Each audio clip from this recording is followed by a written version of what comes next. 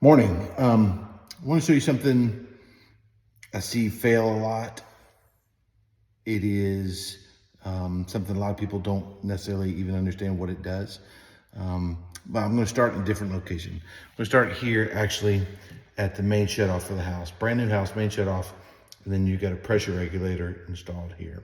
And in most municipalities, or at least in a lot of them, they're putting a pressure regulator on, or they've got like a backflow preventer there at the meter.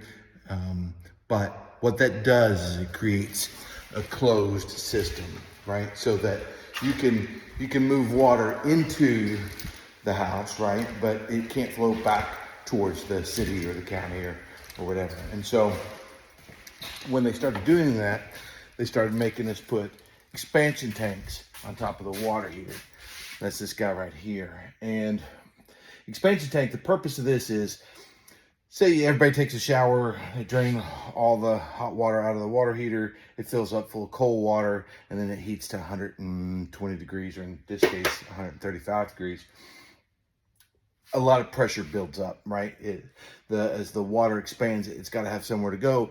And since it's in that closed system, it can't go anywhere. So we put this on here, expansion tank. There's a bladder in here, an air bladder, and a Schrader valve on the top of this, all right? And so there's air in here, and it will absorb that pressure change. And then when you open up a valve, it'll push all that water back out of it, and then it'll cycle again and do that. These fail a lot. They really do. When we're doing our inspections, we're looking for that change in sound. We know down here at the bottom that we've got a little bit of water, but as we get to the top, it should be that teeny kind of sound that tells us that it's air in there. If it sounds kind of like that all the way through, then we know that the bladder's probably failed. You can double check that it's failed by pushing in on the Schrader valve. A lot of times they leak, so be careful doing that, because you'll start a leak that you can't necessarily fix right away. I'd say every year, maybe even more, come down and check them. I'd say 1 out of every 6 has probably failed, maybe even more than that. Probably, a quarter of the ones we check have failed. And so when they fail, a couple different things can happen. One is you'll get your T&P valve will start to absorb that pressure, and it will leak slowly. And so you'll get slow leaks here, and you'll think the problem's here when it's actually here.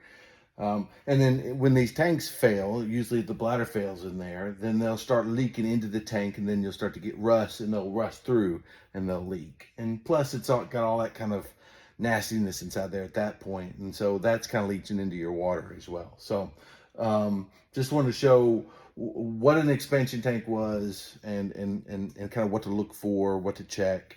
And like I said, do it about every 6 months. If you got any questions or need me to come take a look at it for you, feel free to reach out, give us a call, whatever works. All right, thanks.